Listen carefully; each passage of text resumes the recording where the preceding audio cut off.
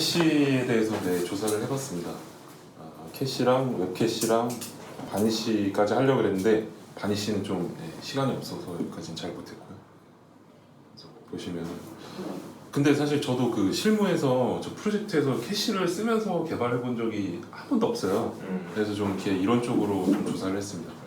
캐시는 영어 단어로는 뭐 은닉하다, 숨기다 이런 의미가 있어요. 이런 의미가 있어서 위키에 캐시는 컴퓨터 과학에서 데이터나 값을 미리 복사해 놓은 임시 저장소를 가리킨다.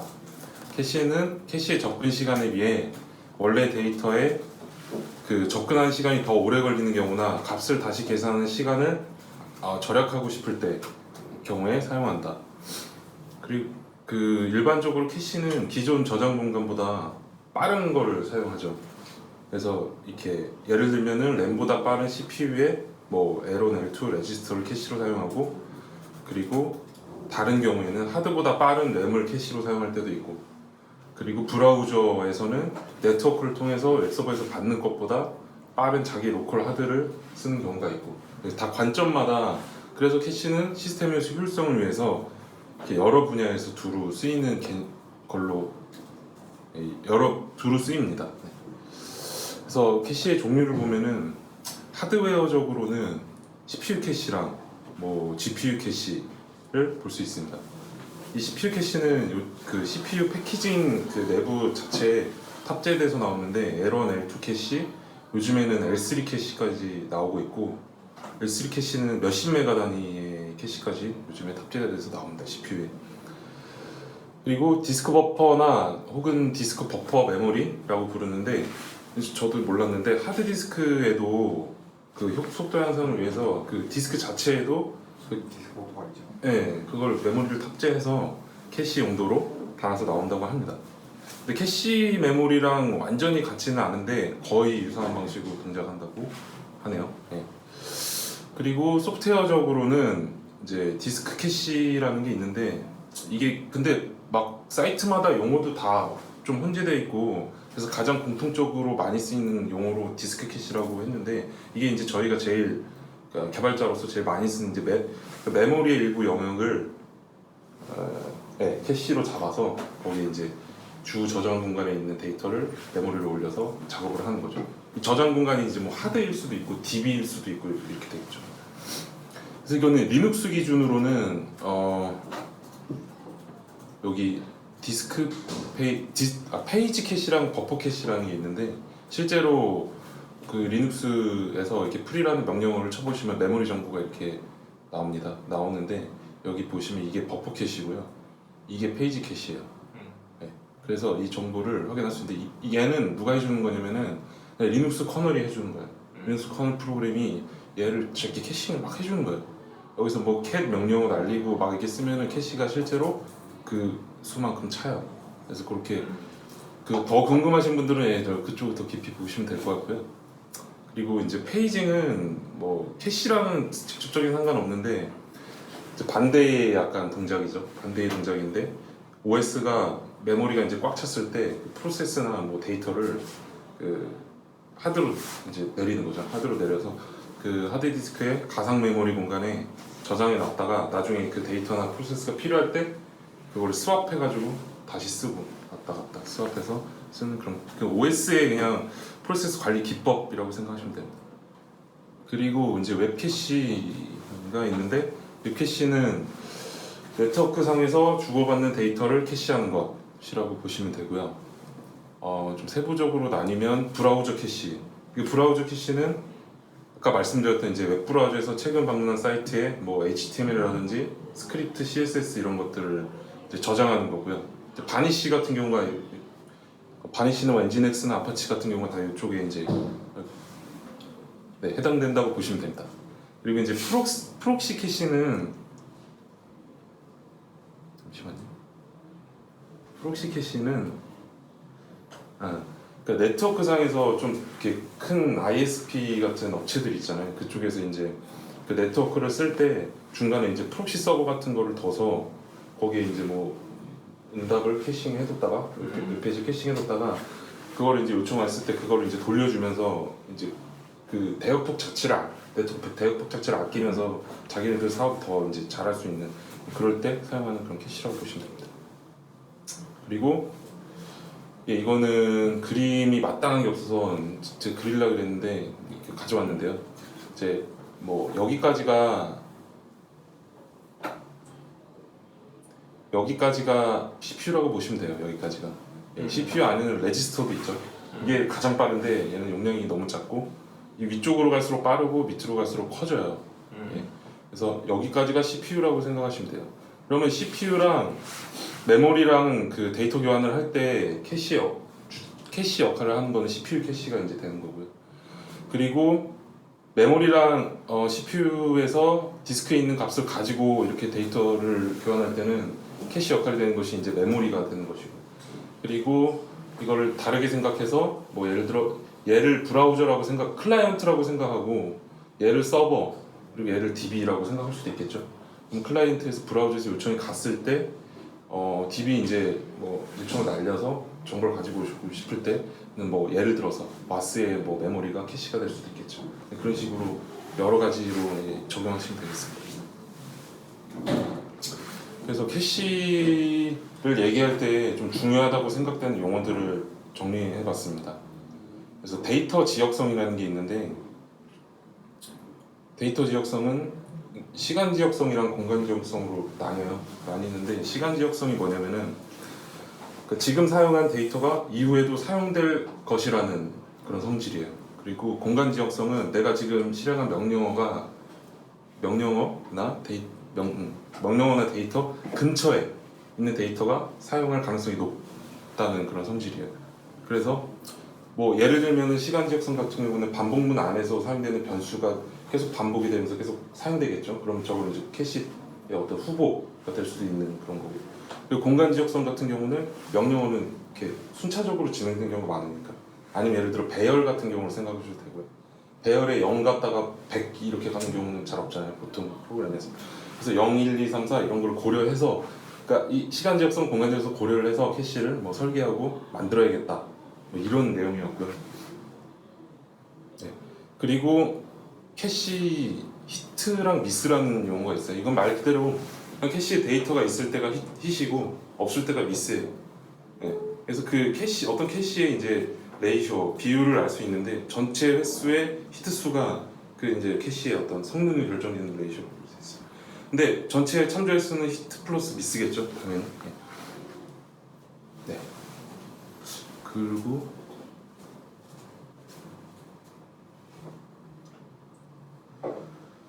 이게 미스가 나는 경우도 이렇게 뭐 여러 가지 케이스로 나뉘더라고요.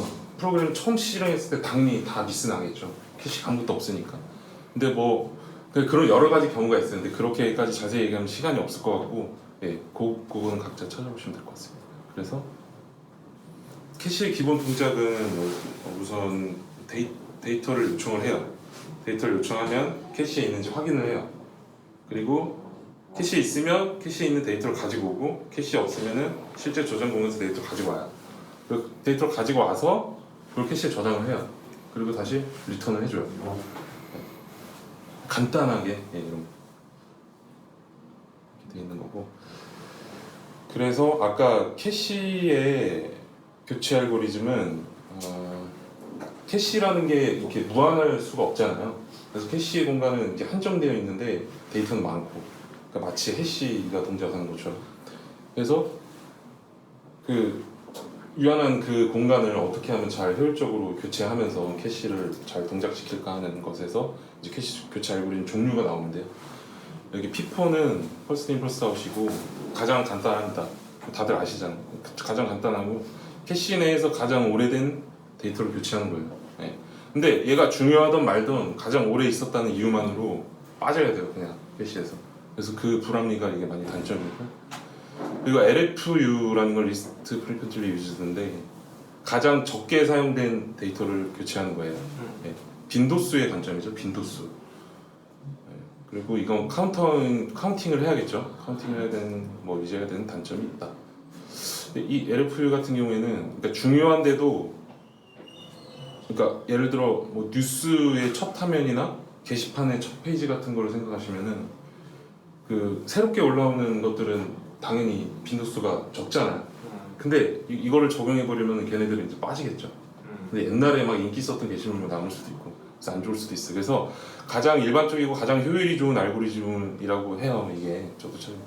그래서 이게 LRU라고 하는데 얘는 캐시 내에서 사용되지 않은 채로 가장 오래 있었던 데이터를 교체하는 거예요.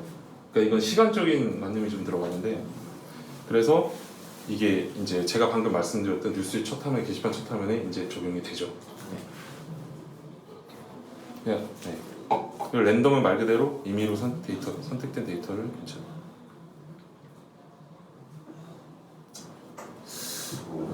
네, 그래서 이게 LRU 캐시를 구현한 이게 제가 이 아티클이 있는데 이거 잠깐 같이 볼게요.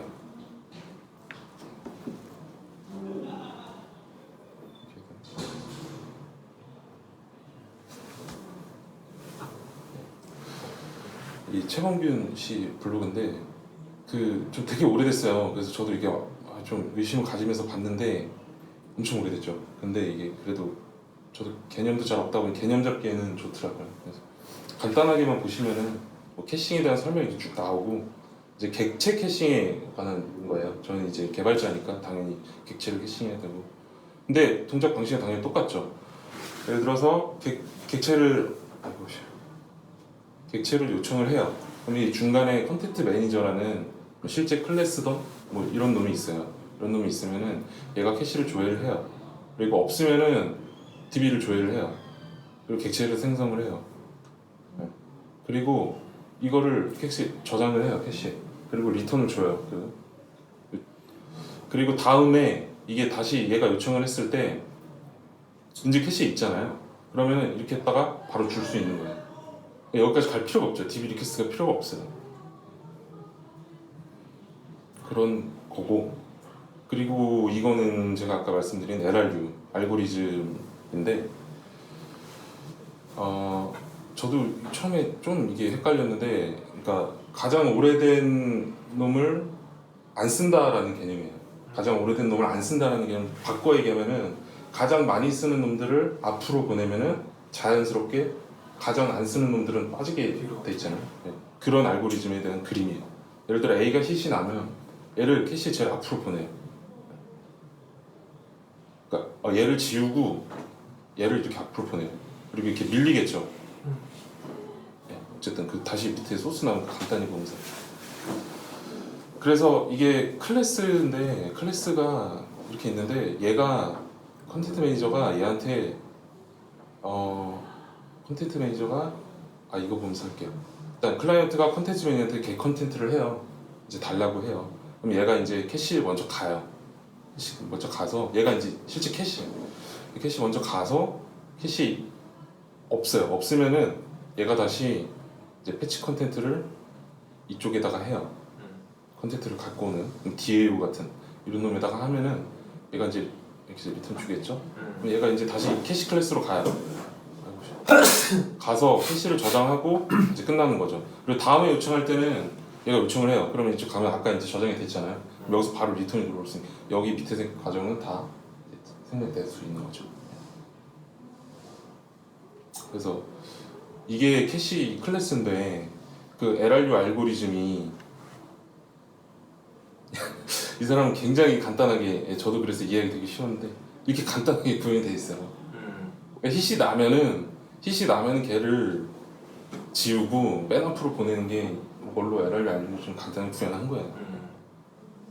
이렇게 됐고 이거는 저희 링크 있으니까 나중에 다시 자세히 보시기 바라고 이제 성능에 대한 얘기가 있는데 이 사람은 요런 도메인 객체를 잡았어요. 그래서 이거 오라클이에요. 오라클인데 이렇게 간단하게 이렇게 이런 데이터 구조를 잡고 테스트를 이런 식으로 했어요. 그 캐시를 사용하는 상태에서 데이터를 1000번 조회한다. 사용하지 않은 상태에서 1000번 조회한다. 1과 2를 각각 10분씩 반복한다. 그러니까 10,000번이 되겠죠. 그리고 캐시를 20, 30, 40, 50으로 변경한다. 그리고 데이터를 조회할 때는 인접한 번호를 선택하러 한다. 이게 무슨 말이냐면은 그러니까 조회한 번호에 플러스 마이너스 10 이내에 있는 내용을 조회하는 걸로 테스트를 만든 거예요. 그러니까 예를 들면 17번을 조회했으면 7부터 27이 다음 대상이 되는 거예요. 그러니까 제가 아까 말씀드렸던 뉴스나 게시판의 그 첫 페이지를 얘가 그런 환경을 만들어 준 거죠. 테스트 환경으로. 저게 공간 지역성인 거죠. 그렇죠. 아, 맞아요. 그래서 이게 진행을 하면은 이렇게 나와요. 결과가 나온대요. 저 이거 해보려고 그랬는데 굳이 너무 시간 많이 걸려서 여기 잘 정리가 돼 있어서 첫 이렇게 보시면은 캐시가 이게 노캐시고요. 가장 느려요. 노캐시일 때가. 그리고 이제 이게 캐시가 20개일 때, 30개, 40개, 50개일 때 한눈에만 봐도 캐시가 많으면 더 빨라져요. 더 빨라지는데 특징이 다 첫 번째는 다 느리다는 거예요. D보다. 이거는 이 필자는 이렇게 말하고 있더라고요. 이거는 그 DB SQL의 캐싱 기능과 관련이 있을 수도 있다. 네. 처음 할 때는 SQL이 이제 DBMS가 처음 받는 거니까 하는 거고 이 두 번째 테스트부터는 그 SQL에 이제 쿼리가 캐싱돼 있으니까 더 빠른 거다 이렇게 하고요. 그리고 보시면은 특징이 무조건 캐시가 많다고 또 빠른 게 아니에요. 보시면은 요거 두 번째 테스트 같은 경우에는 캐시 40이 캐시 50보다 더 빠르잖아요. 그러니까 이거는 이제 캐시가 100% 보장하지는 않는다. 랜덤성이 있다라는 걸 이제 보여주는 거고요. 그래서 이 사람이 평균 시간을 냈어요. 평균 시간 20개일 때, 30개일 때, 40개일 때, 50개일 때. 이거 보면 확실히 50개일 때가 이제 빠르죠. 이것도 마찬가지예요. 20개일 때, 30개일 때, 40개, 50개일 때. 이 전체 걸린 시간 줄어들죠. 그리고 이제 히트율이 올라가는 거예요. 예, 캐시가 많으니까 거기 캐시에 이제 데이터 히트되는 그 확률이 올라가는 거예요. 근데 여기 보시면은 이 20, 30, 40, 50은 이제 비례잖아요. 근데 얘는 이제 비례가 아니에요. 예, 그래서 캐시가 무조건적으로 많다고 얘가 비례적으로 올라가지는 않아요. 그러니까 이렇게 될 수도 있겠죠. 이렇게 될 수도 있고. 예. 그래서 웃긴 게 이 사람들 결론은 실제로 알맞은 캐시 크기는 애플리케이션에 따라서 달라지며 적정 수준에서 캐시 크기를 지정하는 것이 좋다. 네, 그러니까 각자의 서비스나 비즈니스에 맞게 테스트하고 해봐야겠죠. 저것 때문에 우리가 공부하는 거죠. 저게 유일한 솔루션이 있으면 그냥 갖다 쓰면 되지. 맞아. 네, 그래서 이렇게 받고 그래서 제가 생각한 캐시의 중요한 요소를 이렇게 써봤어요. 그래서 캐시의 크기 중요하겠죠. 방금 본 것처럼 캐시의 크기나 그 교체 알고리즘이 뭐 어떤 것이냐 따라서 이제 적중률이 달라져요. 이제 시스템의 퍼포먼스가 달라지는 거고요. 근데 이제 교체 쪽 알고리즘만 저희가 봤는데 캐시에 이제 저장할 때나 아니면 읽을 때 그러니까 읽기 쓰기 정책에 대해서도 여러 가지가 있더라고요. 그래서 이거는 이제 저희가 더 생각해봐야 될 문제인 것 같고 동시성 문제도 이제 있죠. 이제 얘가 이제 동시에 접근해도 되는 애냐 안 되는 애냐, 그러니까 싱크 처리를 해줘야 되냐 안 해야 되냐 이런 문제도 있고 데이터의 만료 시기도 있겠죠. 얘가 얼마나 중요한 데이터냐, 오래 있어야 되냐 아니면 잠깐 쓰고 버려도 되냐, 그리고 캐시되어야 하는 데이터 모든 업무를 비즈니스 다 캐싱할 수는 없잖아요. 그래서 이 두 개는 약간 비즈니스적으로 서비스에서 잘 판단을 해가지고 해야 될 것 같아요. 네. 그리고 몇 시지? 47분이요. 웹캐시가 있는데 웹캐시도 링크를 참조해서 하겠습니다.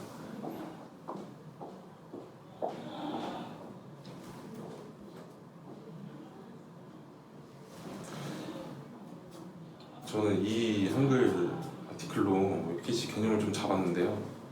네. 그래서 웹캐시는 아까 설명드린 것처럼 클라이언트가 이제 요청했을 때 이런 거를 미리 로컬에 저장해 놓고 이제 재활용하는 그런 캐시예요. 그래서 빨리 넘어갈게요. 그래서 뭐 종류로는 브라우저 캐시, 뭐 프록시 캐시 이런 게 있고 게이트웨이 캐시 이런 것도 있대요. 근데 이게 어떻게 이제 웹 캐시가 작동하냐 이런 문제인데 두 가지 방법이 있대요. 크게 두 가지 방법이 있는데 HTML에 메타 태그로 이렇게 하면은 이제 브라우저랑 그 웹서버랑 이제 통신을 하면서 요 메타 태그로 이제 한대요. 근데 이거는 뭐 하지만 이 방법은 과거 몇몇 브라우저에만 유효했으며 지금은 더 이상 사용하지 않는 방법이다 라고 해요. 그래서 요즘에는 HTTP 헤더에 이제 HTTP 헤더와 브라우저와 웹서버 얘네들이 이제 다 유기적으로 이렇게 돼서 동작을 하는 거예요. 어떻게 동작을 하냐면은 HTTP 1.0 때 버전이 있고 1.1 때 버전이 있는데 이게 좀 다르다고 해요. 다르다고 하는데 중요한 게 이제 밸리데이션하고 프레시니스라는 이 용어인데 개념인데 밸리데이션이 뭐냐면은 그러니까 말 그대로 파일의 그 밸리데이션을 체크하는 거예요. 내가 이걸 캐시를 써도 되는지 안 되는지 잘못 말씀드렸어요. 그게 아니라 이게 변경이 됐는지 안 되는지 서버에서 변경이 되는지 안 되는지 체크하는 거. 프레시니스는 내가 이 캐시를 써도 되는지 안 되는지 이걸 체크하는 거예요. 그래서 이게 보면은 1.1 기준으로 할게요. 요즘 1.1 많으니까. 밸리데이션 같은 경우는 리스폰스에서 얘가 이 태그를 첫 요청 때 이 태그를 이 클라이언트한테 줘요. 클라이언트한테 주면은 두 번째 요청 때 이 클라이언트가 요청 때 if not match라는 HTTP 헤더에 넣어서 이걸 줘요. 이걸 주면은 서버는 그거를 자기가 갖고 있는 이 태그랑 이제 비교를 해요. 비교를 해서 그게 괜찮은 거다라고 하면 이제 304 코드를 리턴하거든요. 304 코드를 리턴하면 얘가 캐시를 자기 로컬에 있는 캐시를 써요. 그냥 갖다가.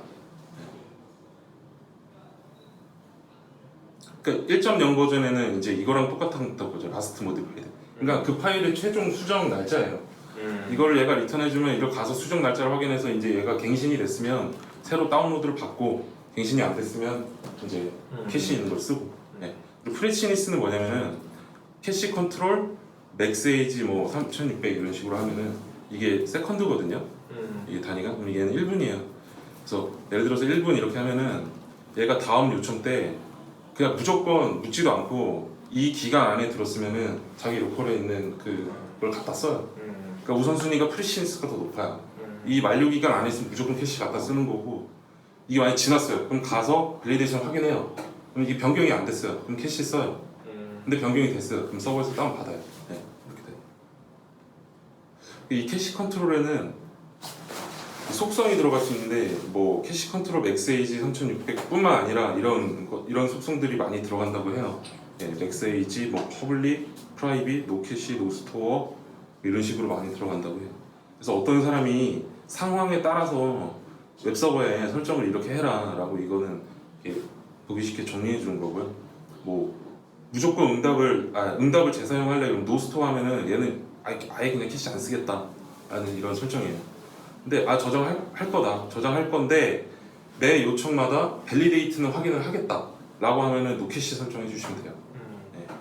그리고 이렇게 상황에 따라 쭉쭉쭉쭉 가시면 돼요. 이건 그거라 그러더라고요. 프라이빗 퍼블릭은 퍼블릭으로 하면은 예를 들어 중간에 있는 프록시 서버 같은 것들도 캐시를 저장한다 그러더라고요. 근데 프라이빗으로 하면은 나만 그 네트워크상에 있는 나만 캐시를 저장하는 거고 요 놈은 이제 다른 프록시 같은 놈이 저장할 수도 있는 거고 그래서 보안이 중요한데 은행이나 그쪽은 다 이런 거 많이 쓴다.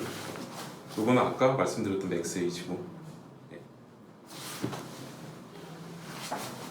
그래서 쭉 가다 보면은 이거를 이제 첫 요청 때부터 쭉 나오고 있는데 브라우저에서 이제 이 파일을 요청을 해요.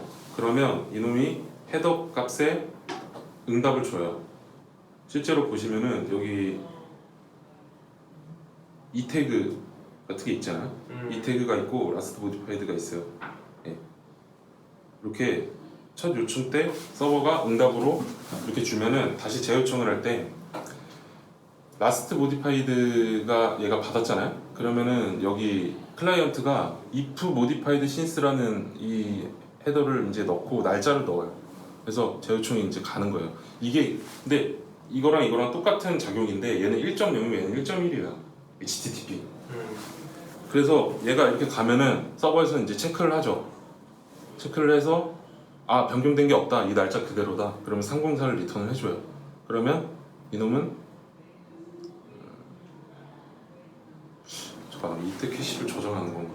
아니 위에서 브라우저가 보낼 때 이미 나는 그 컨텐츠를 갖고 있는데 그 웹서버한테 물어보는 거예요. 그렇지. 내가 갖고 있는 요 정보가 이때 만든 건데 이거 써도 되냐? 그래서 304면 그거 써도 된다. 써도 돼서 이제 쓰는 거예요. 네. 그리고 이것도 마찬가지예요. 근데 이거는 다른 방식으로 이거 뒤에서 나중에 설명드릴게요. 그래서 라스트 모디파이드는 1.0이고 이 태그는 1.1이다 이렇게 보시면 되고, 그리고 익스파이어스와 캐시 컨트롤 이것도 1.0과 1.1이에요. 그래서 보시면은 이 만료 날짜죠. 만료 날짜가 되지 않았으면은 그냥 자기 캐시를 쓰는 거예요. 그리고 1.1 버전에서도 캐시 컨트롤, 맥세이지 뭐 얼마 이렇게. 근데 차이점은 얘는 절대 시간이고 얘는 요청한 후에 상대 시간이에요. 이렇게 보시면 돼요. 그래서 이거를 어떻게 실제로 설정하는 데가 어딨냐 이렇게 보면은 엔진엑스도 그렇고 아파치도 그렇고 이렇게 그 설정 파일 있잖아요. 웹서버 설정 파일에 설정할 수 있어요. 근데 그 확장자별로 뭐 이미지냐 뭐냐 뭐 스크립트냐 뭐냐 해서 그거별로도 분기해서 이렇게 뭐 설정을 할 수 있고, 예, 그리고 폴더 디렉토리별로도 어떻게 할 거냐 로케이션별로도 이렇게 설정할 수 있고,